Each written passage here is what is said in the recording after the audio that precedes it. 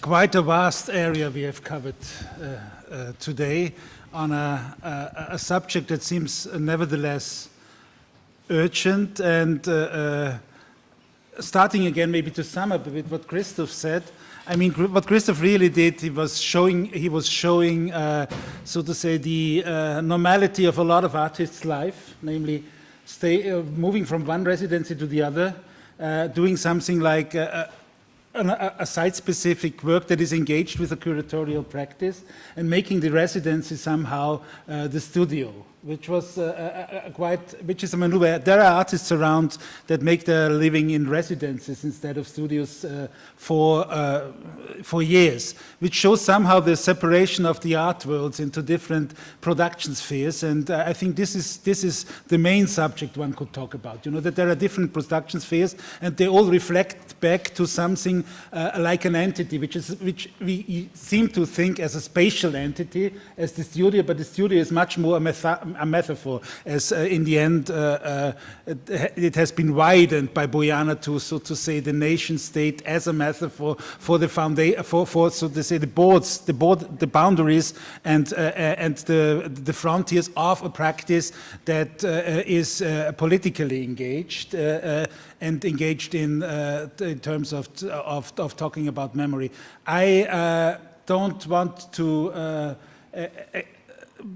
broaden it too much. You have very much in the memory, but when coming back to, so to say, the center of the subject, to that what Jens somehow has said, and as well Bifi. I mean, if I look at Bifi's typology of the artist studio that you brought in from Nigeria, it is a typology that you could find in almost every Western city as well. So there is the old master that produces something like in a workshop. I mean, the Franz West workshop in Vienna would not have looked much differently than the one that you showed to the studio. That is an idea of the studio that comes from more or less the production of media, what you showed with the young artists, actually, where the studio is much more a metaphor that comes out of a mediated practice or even a practice of a music production, where the studio as well had something like a high time in the 70s, where people used to play on the studio, and now it is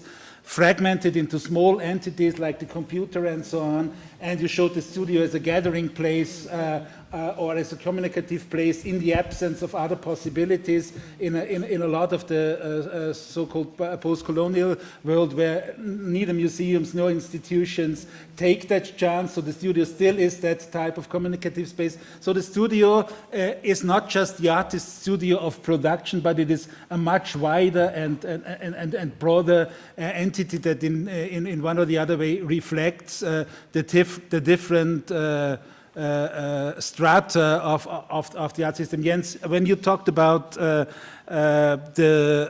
your book you talk about the dissolvence of the studio first, yeah, and then somehow you reconstruct that dissolvence in saying that this entity is still existing and has something like a value. When I saw these images of again of the show that you did in 2006, yeah.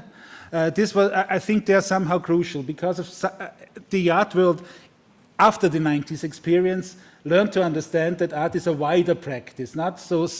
If you bring it back to the 1913s, you could say, well, as Bojana had mentioned, the Cubism was a revolution in the studio, but Dada was a revolution on the streets in one or the other way. So this 90s brought back the studio as a communicative space, a space, so to say, of research, a laboratory space that then even has been transformed into the system of art exhibitions and Kunstvereins and so on. So you had a lot of practices that you usually would have in a studio, like an entity where production and thinking goes on in a different way than it used to in the old master studio. And on the other hand, the museums had to cope back with something like showing the aura of that production space of the artwork that was, so to say, in the nucleus of production, so where you could see all the archives aggregated around, to get that into something like an objectivized thing. Not, but the tension, as Christoph has mentioned, still stays between the practice or you have, or Bisi has mentioned, between the practice outside, yeah, between the practice that accumulates and the practice that disseminates and the practice that socializes. I think in that way the studio is a very, very vivid place still to be. Your perspective on the notion. What is the conclusion that you give in the book? The conclusion to the conclusion to the so to say. What is the message that you give in the book? Sorry for my. No, I understand what you mean. But I don't necessarily think there is really a message or a conclusion. I think that just like the art world has expanded and artistic practices have diversified, the idea of the studio itself has diversified. And I really like what you said, or using this term, production spheres. I think that's kind of an interesting way of putting it. You know, there's this production sphere that is clearly still very much the traditional studio, where the artist makes, you know, traditional artwork more or less. And then there's, of course, a completely enlarged and expanded idea of what that is. And, you know, that could be Christoph with his laptop somewhere around the world feeding us things on his website. So I think this is sort of like more, if there is any conclusion, then, you know, we're looking at a much larger variety. There hasn't really been necessarily the end of the studio as it was proclaimed in the 1960s or 70s rather, for reasons that we should perhaps discuss, the studio, you know, is here to stay, and why that is might be an interesting sort of topic to look at. Yeah, what we at least have heard from Bisi is that the studio still is a valuable entity to show up, so to say, in the itineraries of curators that you need to highlight, so to say, your practice if you're living in a non-institutionalized, so to say, art world. So you usually, what you do as a curator, you engage in studio visits. So you wanna see something like a production fair that gives you the idea of authenticity of a production, that lets you somehow feel what this production is engaged in. So the studio visit is still one of the main sources and resources for exhibition making in the curatorial world of the biennials and so on. So but even the idea of studio visits is, of course, you know, very flexible. Now, I mean, out of like 10 visits that I have, or 10 meetings that I have with an artist, maybe 3 take actually place in an actual studio.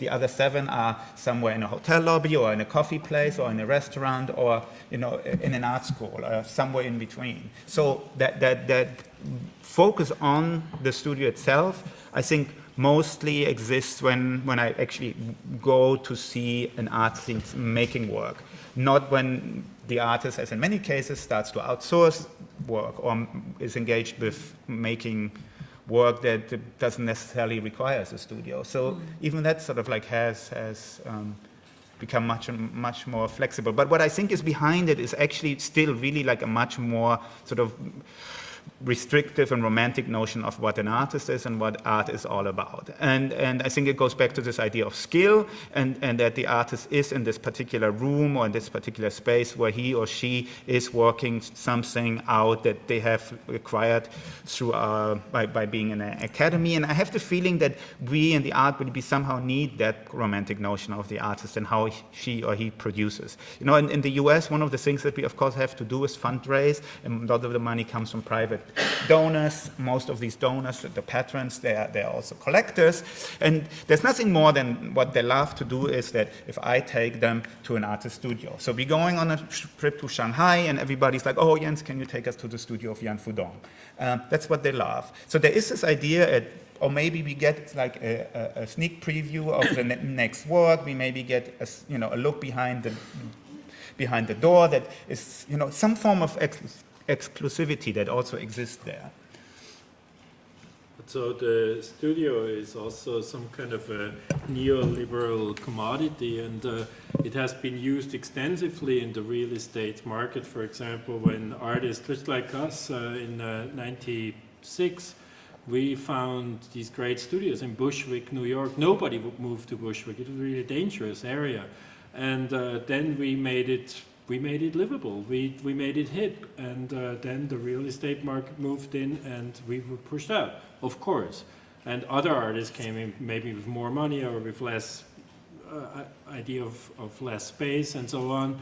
And so whole areas are being actually integrated in a commercial scheme of real estate by basically sending out artists in those areas to make them urban for another kind of clientele, for clientele who really has the money to pay the rents that the landlords desire. And also, I think something maybe not similar, but another point that I'd like to criticize about those residences is also it's kind of like a post-colonial practice in a way. You know, like a lot of rich countries, they have these residences in poor countries. Like my studio in Cairo was a studio financed by Switzerland, or also the studio that I was offered in Warsaw was somehow paid for by Pro Helvetia. So it's kind of like an exchange between rich countries and poor countries, and the rich countries are sending their artists into the poor countries and hope that results come out, or maybe exchange, or maybe communication. But it's also very representative. You know, like we always were engaged in whatever little meetings at, let's say, at the embassy with the ambassador and stuff like that. So it's sometimes you feel like as an artist you're being traded as a commodity, almost like a toy in some kind of like a bigger game where you don't necessarily play a role. You can criticize it as much as you want because you're part of a free speech democracy. But and they give you the money to do so, and they send you to interesting corners in the world. But at the end, you feel instrumentalized, in a way. May I ask you something? Sure. You know, I mean, I would. Okay, it's all clear what artist in residence means, and I'm not interested in this aspect of your work because there are so many artists who use these residences, but what I would like to ask you, you are using residences, but you have your reason. And I would like to know why you started to deal with these catastrophes. I mean, I need an artist statement now. I mean, it can be personal, political, whatever you want. Oh my God. No, because, I mean, there are so many artists on residences. So, I mean, and they do different things. And you are specific in what you do. And this is for me also unique.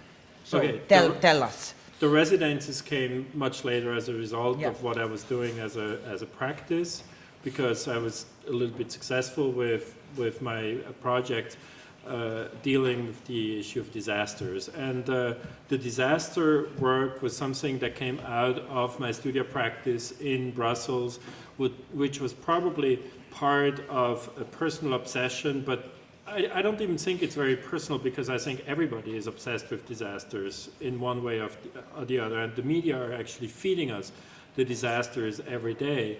And somehow I felt like there must be a way as an artist to digest these like portions of disasters that we're being fed every day in another way than the media suggests. So I was hoping to find a way how I could look at disasters in a different way, in a slow way, whereas the media were fast, in an ironic way, whereas the media were always dealing with pain and or also like public memory deals with pain. I was always hoping to find a counterpoint to that official representation of disaster that happens mostly through the media, and somehow also through memories, memorials, as you were talking about. I mean, like almost every big disaster has its official memorial, and I was always steering away from those memorials, trying to find like another point of view that is more like the point of view of somebody who takes a postcard by accident much too late. And so this became my traveling project. And the residences, I kind of instrumentalized those residences to continue my research in other corners of the world, to continue this. But then at a certain point I was also coined into, this is the artist who deals with disaster. He's a disaster artist. I was called a disaster artist. And I was fed up with that. So I came up with this reaction that I was like doing, okay, I'm doing a hippie movement now. I don't want to do disasters anymore, especially in Poland, especially where everything is so heavy, and it's the memory of the Holocaust and the 6 million Jews and Auschwitz and so on. I could have done greatly there, you know, like I could have traveled the country to take my pictures and stuff like that. I still don't have any pictures of Polish disasters other than a small one in Katowice that nobody remembers. So it was kind of like a counter, like in my own brain, it was a counter reaction to my own work in a way. So it seems that we agree on this, at least in this round, that in that so to say more conservative notion, the studio is a relative conservative agent as well, be it of gentrification, be it of so to say reconstructing the idea of the artist being so to say an agent even of a colonial agenda in the art exchange system. Nevertheless, I mean, there is another type of studios which is much more bound to collectivity, to practice, and to so to say an engagement which is mainly not shared by a single artist. We have been talking about single artist or single signature studies at the moment, not single artist studies, studios, but single signature studios. But there is a lot of compounds around. You see it in the world, and I'm sure that they exist in Nigeria as well, where the studio has a much broader idea of a production place that is where there is a shared agenda, so to say, of producing around certain topics that are contemporary topics, and there this idea of the studio is totally extended into a different field. That's partly started already in the 60s and in the 90s. Is this existing in Nigeria, that type of studios? Well, I was just mentioning to one of the audience members here that there's a young artist in Nigeria who has sort of started what I guess one can call a, transdisciplinary kind of studio. Her background is in architecture, and whenever she has a major project coming up, she also works with, 4, 5, 6, or 7 other artists, whether they're painters, sculptors working in metal. But I think what's interesting, and at least seems fairly new to me, is the way that she goes about it, and that's inviting 5, 6, or 7 studio assistants.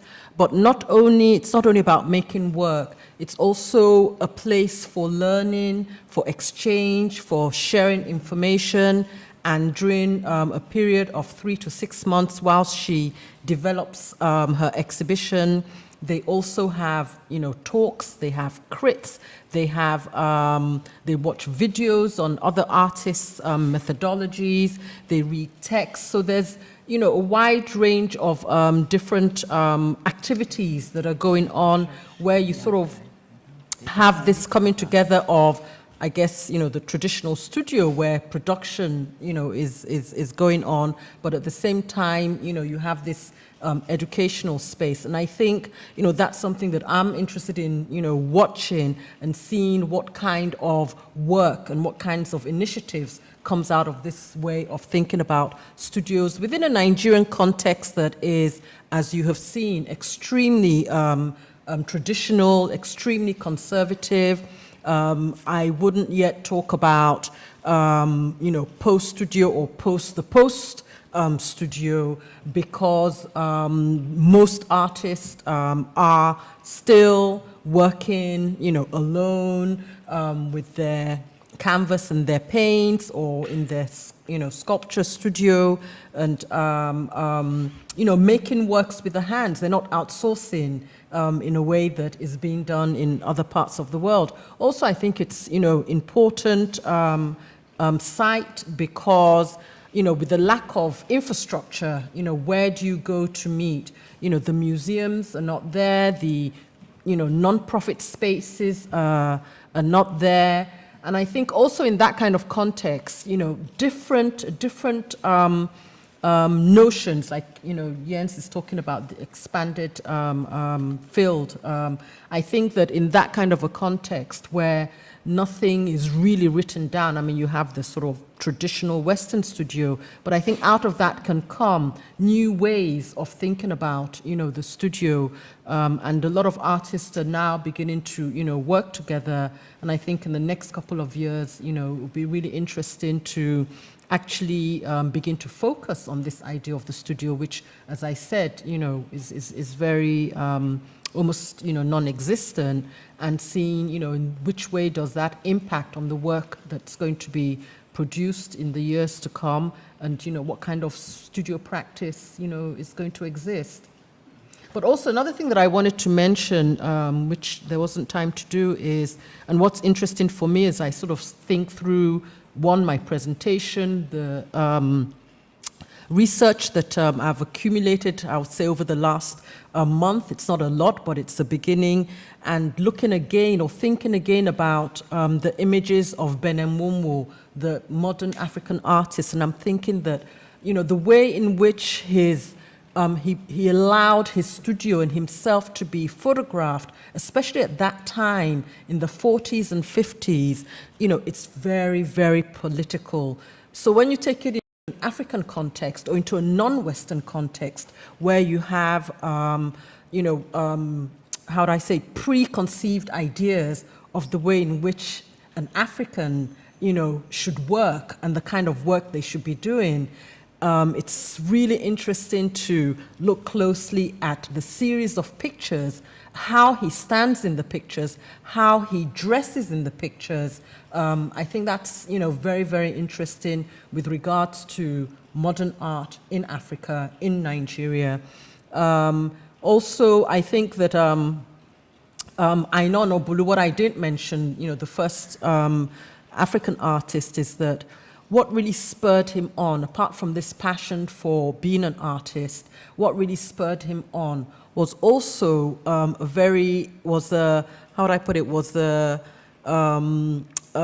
political agenda, in the sense that, he was being told by the colonials all the time that, as an African, he doesn't have the ability to do realist paintings. So his goal, apart from bringing art into Nigeria, is to prove that wrong. He went to England as well and studied in England very briefly. He was in Paris as well, studied very briefly there, and wanted to show that in Africa we can also do realist paintings. So it's really interesting to look at the early history. You mean figurative? Figurative, yeah. Yes. It's very interesting to look at, the early history of modern art, studio practice in Africa, and begin to think about it as a political act. I would open for the first round to the audience. Edwin, I don't need that. I can speak loudly enough.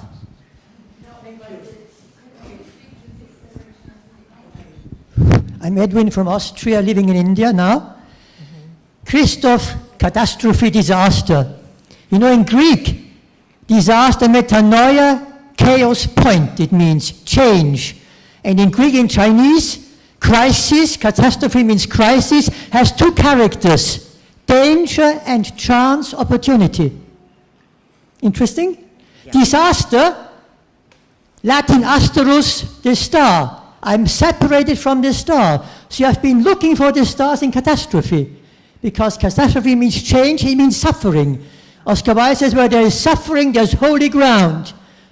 And Dostoevsky says, suffering is the sole origin of consciousness. And the mythologist, Joseph Campbell, you have to go down into the abyss where your treasures are. Number two, remember. In Chinese is fascinating. Number one in Chinese means to remember. The word, in all cultures, Indian culture and on, number one is the divine. then it means two, then it means remember. The moment that I remember that I'm a member of 1 + 1 + 1 of these 6 billion people, I see that the other one is myself. Why is the other one myself? My mother didn't know, my father didn't know, my teachers didn't know. And an American lady told me, when you look into the pupil, when I look into the pupil of this fascinating man, you know what I see? Who knows? I see myself, because the pupil is a real mirror. Can you imagine this? The other one is myself. That's why in Russian language, you know Russian? In Russian language, the other one means the friend of the friend. In German, der Freund, den Freund. I love the other one, I love the friend of the friend. I hate the other one, I hate the friend of the friend. That's why in all cultures, you have sentences in connection with oneness. In China, all under heaven, one family. In Latin, family means, I'm finishing almost, yes. Family means famulus, servant. And the last thing I want to mention is studio. To my mind, there's only one studio, and perhaps you agree, it can only be within myself. What is within myself, I project on the outside world. So when I looked at the lovely photographs, when I'm in harmony, my room inside looks rather pretty. Gnotis auton, you have in Greek, know yourself. You have it in all cultures. If I'm not in harmony, I have a problem. But the word harmony in 3 cultures, Chinese, Bahasa, Indonesia, and in Greek, is very interesting. Then I finish, okay? Harmony in Chinese has 2 spears, but not attacking, but crossed. And then a lamb and a human being. First, a small conflict. And then we can remember well. But first we have to go through a little bit of suffering. In Greek, Harmonia, the goddess of harmony, her father is the god of war. But the mother is the goddess of love. First, a little bit of conflict. Bahasa Indonesia. Indonesia is Muslim and Bali is Hindu. It has a trigger, like the trigger of a gun. So I hope you harmony without a lot of triggers. Thank you.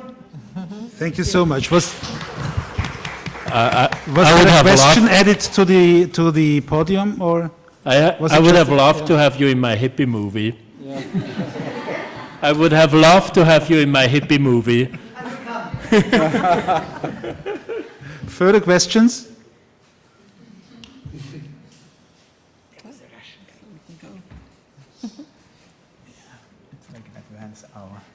So, do you have questions on the podium to each other? Yes. So then, Bojana, please.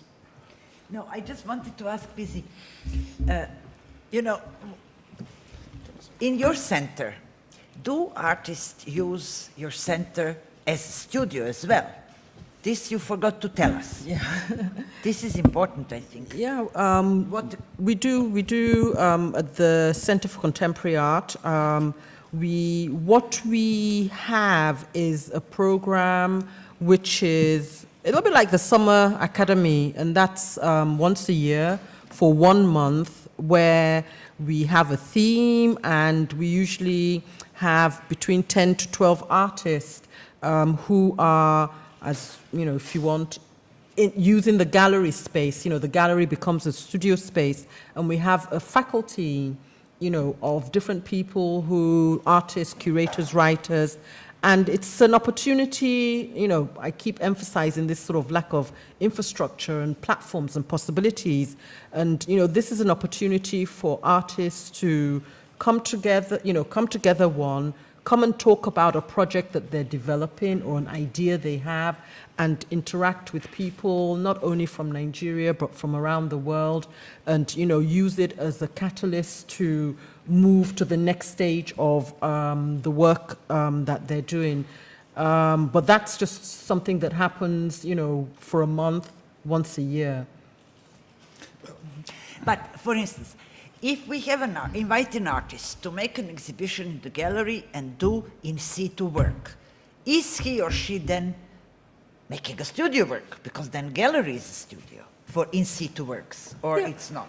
Well, yeah, I think, you know, there's that possibility. We've had a performance artist who, you know, started developing the work over a 1-week period, and, you know, that resulted in the final performance. So I guess in a way it's you know, he's there for a week. It's his studio for a week.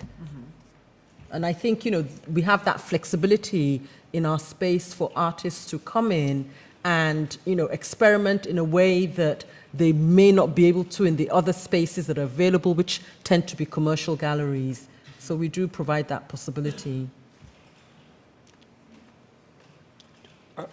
A lot of the commercial market actually needs the studio as a backbone of the artist, so to say, where objectified production can be made. On the other hand, this notion of education was quite interesting as well. Coming back to the studio, so to say, of the even of the medieval practices or of the Renaissance practices, this is a new notion that comes into the studio. I mean, the art education is relatively diversified. Nevertheless, you see a lot of postgraduate, so to say, educational work done in compounds that one could call artist studios, or that gather around practices from the Perzsovskis that you mentioned in Bucharest in the 60s to may it even be that what people like Ai Weiwei are doing, yeah, on both sides, so to say, of the scala. So there is an educational aspect as well in the studio that is, I think, now getting some drive as well. So there is a lot of there is a lot of things around that spatial entity still.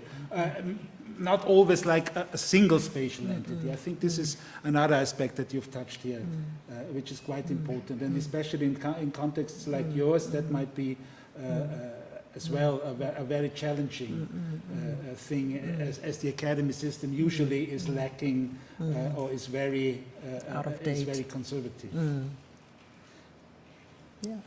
On the other hand, you see this debate. For instance, I remember that I was in China like 3 years ago for the first Chinese Art Critic Award, and there was a huge debate on industrial production of the Chinese art world and that what, so to say, an identity production of an art piece could be. And there have been two fractions, the one, the more conservative, so to say, Western type of the idealistic art production, and the other, let's produce something in an almost shop-like compound that produces that content and counters the industrial production that is made for Chinese art markets. And all that needed somehow this entity of the studio, this spatial or mental entity of the studio to be reflected, because otherwise you could not reflect it. Yeah?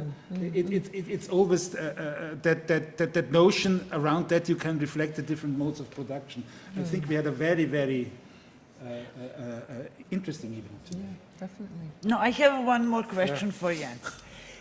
You know, now, I'm sorry, first of all, I still don't have your book, so I have to ask the question, maybe you have it or maybe not. In your book, in exhibition it would be difficult, but in your book, do you also consider artist performances held in the studio, or it is always held with the studio is linked to the object? No, it's not linked to the object at all, and I think also in many cases it's not even linked to a physical space. So it can also be something that takes place outside. So I wouldn't necessarily describe the studio as an isolated space that is disconnected from reality. But if you think about, you know, Alan Capra, for example, Fluxus. Yvonne Reiner as well. Huh? Yeah. Those are practices that certainly take place much more in a public realm. And I showed you the work there by Bruce Nauman, for example. You know, the lack of materials produced, you know, at that point, of course, a sort of move towards using their own body, and political explorations of the body and identity have always sort of like produced work that not necessarily always manifests itself in an object. So that is certainly considered. But when did you show Nauman in the exhibition? Yeah, but not actually the How? early... As a photo or as a film? As a film of his studio, which is a documentation where you see basically not much other than the mice running around. So the mice are sort of what goes on there during the There was another piece that perhaps was interesting in relationship to performance, which was that we brought in the floor of Dieter Roth's studio from Basel. We took the whole floor out and then exhibited it as almost like a painting. You know, there's the mats that he always used and present like paintings. So there's been like various works that Dieter Roth has done circling around the studio, and that of course is other traces of his activities, you know, working with all kinds of materials that fall on the ground, whether it is, you know, a clay or it is metal or it is, you know, paint that drops off from somewhere. And you didn't have Kožarić piece from Documenta, no? This is Equus Documenta. Entire studio from Zagreb was brought and installed in Which Documenta was that? Equus, it is Envisors. Oh, okay, so that must have been like 2001 or 2002, right? Two, maybe. 2002, yeah. Which Okay. brings in the studio as the Gesamtkunstwerk as such, which is another notion. Especially in Roth, it was like that. The studio was the space where he aggregated, so to say, all the energy that he could get from outside and put it into something like then a physical entity again. But I totally agree. Is there any further question from here? No, I have a question for the audience. Can I ask? Yeah. You know, I didn't have enough time, but it would be a very interesting subject, and we discussed it now outside, and I would like the student to give us more detail about this event in Moscow. You know, a riot, Pussy Riot in Russia, made this performance in the Christian Orthodox Cathedral in Moscow. And in that sense, cathedral plus Christian Orthodox is treated as a studio. And now the girls are on court. And could you give us more details about the event in your home country, please? Give him a mic. He's standing up there. He's one of the most... Yes, hello. I think that the court is now a studio as well, but the studio for the much more respectful and rich artists than Pussy Riot. Because in the court at first, the guilt of them is like something that they, how you say it, that they tried to struggle the Russian holy like treasures which were not touchable for 500 years. It's official, I mean. That's what's written in official documents. And there are three people who are suffering from the performance. The first one is the old woman who took the money from the audience, and she said that she usually take the money from the audience. And she said that after this performance, which was only 4 minutes, but for hours she could not take the money from the audience. So the second man is the man who is keeping the key from the cathedral, and he has insomnia now for 4 months because of the devil came out from these girls.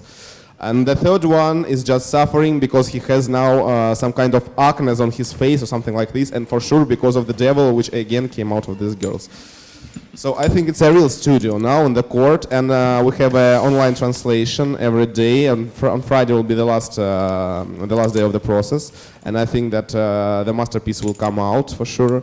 And as you know, our new president, not so new, but new president, he made a statement on a renewed president, yeah, over and over again, and he made a statement on Pussy Riot that for sure they already were punished, and it's not that good to take them imprisoned. But it's the court which should decide. And for sure, after this, the court, 2 days already in a row, is giving more and more opportunities to the advocates of the Pussy Riot. So it's quite funny, yeah. No, but it's a pity that they are not translating it in English, but it will be after. Now the online translation is in Russian in one of Russian newspapers in the blog. Thank you. No, but the trick in Putin's statement was that before he was interviewed, I don't know, I'm now crazy about Russia Today TV station, just watching it every day.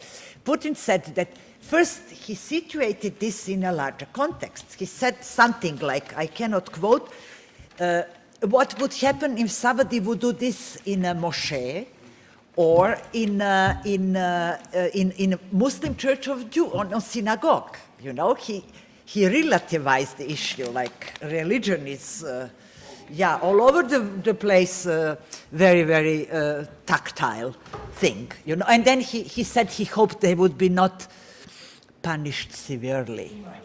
Yeah, the last thing that after that they had a decision from the main main Muslim priest and main Jewish priest who said that it were already this kind of thing already happened, but they don't have law in nor in Quran nor in Torah to punish for this. And the Orthodox Church is trying to take this kind of punishment from the New Testament and exactly from the mountain speech. It's very strange. Okay, so cooks call the working places studios as well sometimes. So we go to the Café Kult im Künstlerhaus. I thank the podium and I thank you in the audience for joining in. Thank you.